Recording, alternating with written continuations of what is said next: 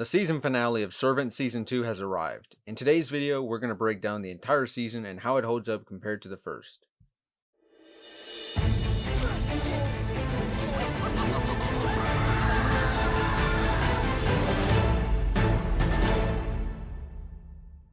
Season 2 picks up right where we left off with Jericho and Leanne missing, and we follow the Turners as they plot and plan on how they can bring back Jericho.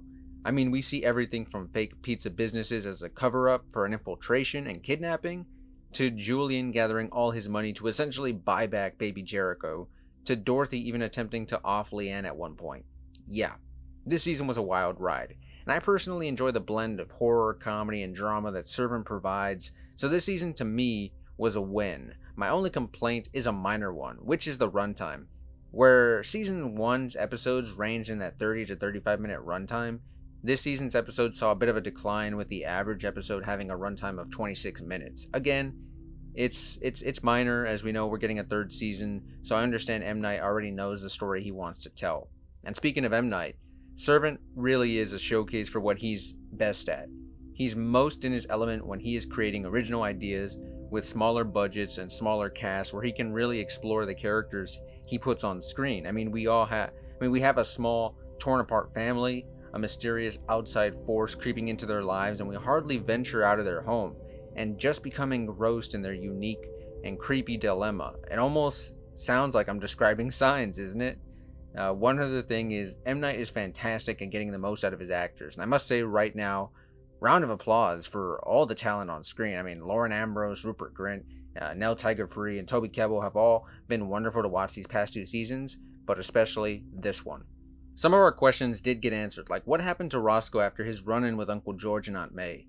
He did make it out alive, but not after seeing some really messed up things, and one of my favorite parts of the season was the hypnosis scene where that information is given to us. So creepy and so well crafted. We also got to further explore the story with the cult that Leanne came from and learn a little bit more about how they operate. Uncle George explains that they were chosen by this he/him character to help people so long as they worship him. Now, we still don't know who this him is. It could be some type of deity or demon, but we are given a ton of evidence to believe that this higher power is a sinister one. Because in the finale, we were also introduced to Aunt Josephine, the black-veiled woman who shows up and just does a number on Leanne and Dorothy. She almost got Dorothy to take her own life, and she nearly sacrifices Leanne, just like in the sickly and eerily video of a man from their cult just sort of calmly explaining how to properly exercise one of their main rituals by blinding people, cutting them up, and burning their bodies. But Leanne manages to defeat her and basically stuffs her burnt toast body in between the walls, and we end with her lamenting that she knows she just started a war, telling us that there are even greater threats coming to the Turners in the coming season. I want to end this breakdown with a look into our four main characters, starting with my standout, which is Julian. Rupert Grint's Julian really was my standout character of the season. We got to explore the degeneration of Julian and just how much the stress of the entire situation has gotten to him, whereas in Season 1 and even earlier in the early episodes of Season 2, he was this more sort of crude, brash, and almost confident character, oddly confident character. We see how the drugs and alcohol, though, were really the crutches that were keeping him upright, but when he overdoses and basically dies and then comes back, I think that that's the event that's going to help him sort of regain some peace of mind and free him a little bit of the guilt that he feels over what happened to Jericho and the part that he's played in keeping this circus act up for his sister. So I can't wait to see more of him in Season 3.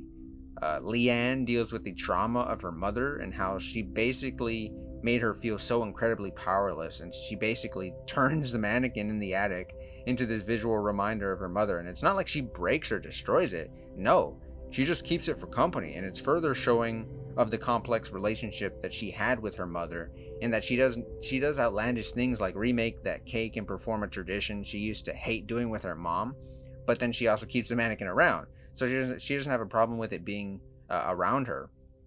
And I think that this storyline further showed us why Leanne really started to turn on Dorothy, because when she saw the truth of what she did to the real Jericho, it sort of reminded her of all the bad her mother did. But then she too becomes conflicted, because later in the season, when she hears Dorothy confess that, she's basically going to kill herself if Jericho doesn't make it out alive, and it starts to make her think twice about how she views Dorothy now, and she's now seen the good, the bad, and well, the real person that she is, not just the superficial person we all are when everything in life is going normal. But I think more so than anything, she sees Dorothy as this surrogate mother figure that she also that she's seeked attachment for a long time, despite the cult, calling against this.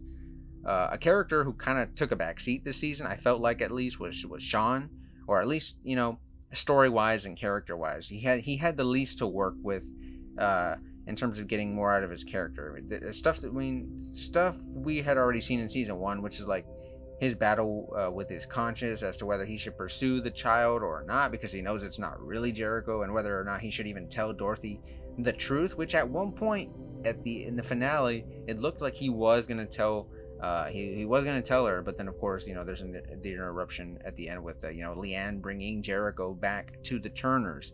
But hey, I understand he's more of the straight man in the show, but I hope that in season 3 he's giving a little bit more to chew on in terms of his place in all of this. I will say one aspect though that I really enjoyed was knowing that Jericho passed away when he wasn't there, and I want to know how he feels about that.